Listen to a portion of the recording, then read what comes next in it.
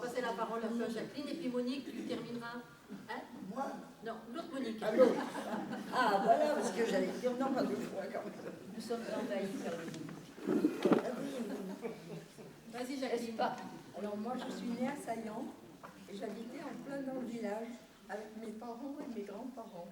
J'ai du mal à parler. Hein. Attends, on va mettre le micro. Tu veux qu'on mette le Non, micro? je ne pense pas, D'accord. ça sortira peut-être pas. Donc on avait l'habitude, mes parents, mon père avait des plantations de pêcher et c'était la pleine époque pour le pêche nu sur le plateau au Collet, comment ça s'appelle, le plateau d'Amandier. Donc avec ma mère, je partais le matin cueillir les pêches qui étaient prêtes à manger et les ramener là où nous habitons en ce moment, maintenant, pour les préparer et puis pour les vendre ou pour les expédier, quoi. Donc ils sont partis ramasser leurs pêches et mes grands-parents maternels sont restés dans la maison du village qui existe toujours, là où il y a les fleurs, comment ça s'appelle, les terrasses fleuries. Donc c'est la maison où je suis née. Donc j'avais 11 ans. Et alors avec mes cousines, mes grands-parents et mes parents nous ont dit, vous partez au Verdeillé, où on avait des vieux cousins qui venaient de Lyon et qui nous recevaient, c'était le point de vacances pour nous les enfants. Enfin j'avais 11 ans, j'avais mes cousines qui avaient 5 ans de plus que moi et qui vivaient vraiment en famille. Donc nous sommes allés au Verdeillé, mais la veille et l'avant-veille, parce que mes parents sentaient quand même qu'il y avait des événements qui se préparaient. Cré avait été bombardé, en fait tout ça. Ce qui fait que les enfants, mes parents, ont ramassé leur pêche, sont revenus dans Saillant, où mes grands-parents étaient très affolés de penser qu'ils étaient loin face aux Allemands qui montaient dans la vallée. Et on était mitraillés sur Saillant, il y avait les avions qui piquaient. Alors nous étant au Verdeillé, comme Saillant est dans un trou, on voyait les avions qui étaient à notre niveau et qui piquaient sur Saillant, où il y a eu 3 morts. Donc le père de Madame Legrand, Oui. Lucette Legrand, Oui. un monsieur qui était forgeron, et un troisième monsieur, je ne me souviens pas, enfin, qui se sauvait du village, étant donné qu'il y avait ces avions qui survolaient le village et qui mitraillaient. Donc les gens qui se sauvaient se faisaient tuer, quoi. Donc mes grands-parents étaient très inquiets, sachant que mes parents étaient dans la campagne. Mes parents rentrent dans Saillant, mes grands-parents très affolés leur ont dit vite, vite, vite, partez, partez. Ils sont venus nous rejoindre donc au Verdeillé, là où je me trouvais. Et les Allemands ont continué de monter dans Saillant, tout en mitraillant partout. Donc ça c'est... Et mon grand-père, qui était un grand mutilé de la guerre de 14, ça a permis que notre maison ne soit pas pillée, parce que les maisons qui étaient fermées, les Allemands cassaient les portes et rentraient et pillaient les maisons. Donc mon grand-père étant mutilé, il manquait un bras, un œil, à pas parler, mais en expliquant, si vous voulez, les ennemis ne sont pas rentrés dans la maison, n'ont pas pillé. Donc mes parents nous ont rejoints là dans la campagne du Verdeillé, et les Allemands ont envahi Saillant. Et à ce moment-là, on continue à mitrailler le village et on a vu des fumées qui s'élevaient du village, carrément du village. Et on a cru que c'était la propriété que nous avons maintenant, que mes parents louaient à ce moment-là. Et c'était le garage qui appartenait à M. Louis Gauthier, où il y avait eu des camions justement de la Résistance. Et quand les Allemands sont rentrés, qu'ils ont bien compris qu'il y avait eu du trafic dans ça, ils ont brûlé ce gros garage et ça a brûlé comme... alors les Allemands ont continué de monter, c'est là après qu'on a vu brûler Espenel, en fait complètement. Mais pour en revenir alors dans les petites anecdotes, on avait à ce moment-là la ferme en location, là où nous sommes d'ailleurs, avec Mireille, et mes parents avaient eu envie d'élever des oies. C'était la première fois qu'ils voulaient élever des oies. Donc, quand ils sont revenus de leur fameuse avec leur panier de pêche mûr qu'ils ont posé, et que les Allemands étaient derrière pour suivre, et ben les Allemands ont pris les oies, donc on n'a pas mangé loin. Voilà, ça a été Comme tous les abris. Voilà. Il y en a qui les ont mangés. En fait, ça s'est planté. Et lorsque nous sommes redescendus, nous les enfants, pour revenir dans Saillant, parce qu'après, bon, Espenel brûlait, et ça a dû brûler pendant combien de jours, hein? Et Huguette, ça a brûlé pendant combien de temps? Espenel. Espenel, ça a brûlé pendant environ 5 à 6 jours. À peine, hein.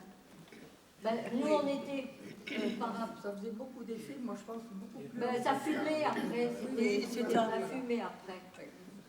Mais en fait, ça fait partie des choses, tu vois. Nous, on était dans la colline, donc du côté de chez Boyer, finalement. Il y a un cabanon là dans les vignes, donc on voyait bien en face tout ce qui se famille. Alors, je ne sais pas si c'est les parents d'Huguette ou les parents de Laurent, avec des chèvres. Je sais qu'on les a eus à la maison. Voilà, Ouais. ça fait partie des choses que j'ai vécues. Et ceux qui ont pu se sauver se sont sauvés par le dessus de... Là où passe le train dessous. Ils se sont sauvés par là, ils sont allés sur Bordeaux. Les hommes, hein.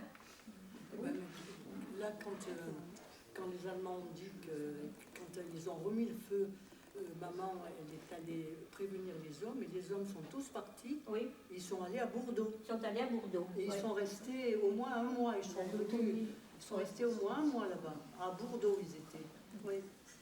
C'était autonomie. Mais dans les choses, ce que j'ai vu alors, quand les Allemands sont rentrés dans Saillant, nous les enfants, on était revenus dans la maison familiale, en plein milieu du village, et les troupes continuaient, parce que ça a duré des jours et des jours, hein, entre les soldats à pied et les engins militaires, donc ça montait pour le Vercors. Et à ce moment-là, alors nous les filles, puisqu'on était quand même 5 filles, nos grands-parents nous avaient dit surtout, alors on parlait des Mongols, parce que ça il faut en parler, l'invasion des Mongols. Donc les Mongols, ce sont des gens qui ont été enrôlés dans l'armée, alors qu'ils seraient bien C'était pas restés. des Mongols. Voilà. Des Caucasiens. Oui, enfin bon, enrôlés de force. Ils se sont installés là, chez Lambert. Ce qui dans fait la ça rue éviter de toutes chez les nous. troupes de Mongols. Juste en face C'est là où il y a la dame qui a des chats. Mais mes parents, Juste en face ils avaient bien dit, où on habitait. Parlez pas en même temps, c'est pendant si jamais ils rentrent dans la maison, comme la maison est grande, on était au 2e étage, et alors ça c'est quelque chose. On nous avait appris, s'ils rentrent dans la maison, on nous avait appris à monter sur le toit par le petit viveur et de passer dans l'autre maison.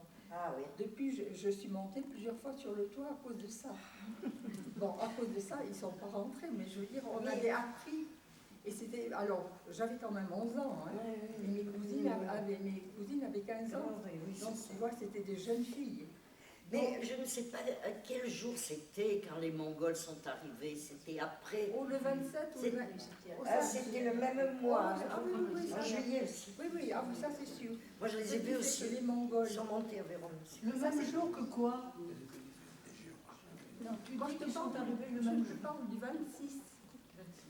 Ah, Du 26 Je me juillet. demandais moi. quand ils étaient arrivés, après les Allemands, ou en même temps, Non, ou non, après. ils ont un peu suivi. après. C'est pas eux qui étaient Oui, ils ont premiers. suivi. Quoi. Voilà. Donc Ce qui c'était fait qu'ils quelques se sont- jours. Ils se sont arrêtés. Alors, avec mes cousines, on était au 2e étage. Oh là là. On regardait d'en Ça haut. faisait peur. Hein, c'est Alors, génial. mon grand-père était en bas, il faisait la police. En fait, lui, quand même, on voyait bien que c'était une personne âgée, mutilée et tout. Ça fait vraiment notre paravent, on va dire. Hein. Ouais. Et avec mes cousines étant au 2e étage, on regardait. Et les Mongols sont arrivés sur le coup de 11h, midi ou je sais pas quoi. Les petites carrioles, ils étaient avec leur attelage, il y avait un mulet. Des chevaux avec Non, des non, mais moi tombereaux, là. je les ai vus. Hein. Je veux dire, donc ils se sont arrêtés, ils ont déballé du foin dans la rue pour que leurs bêtes puissent manger. Et boire au fossé ici. Mais en fait, ça a duré pas la journée, pas vraiment. Et puis ils ont continué à monter. Voilà. Mais en fait, là ça fait partie des choses où pour des enfants et tout ça, et quand tu entends parler de guerre et des atrocités, je veux dire, c'est quelque chose qui j'ai vécu.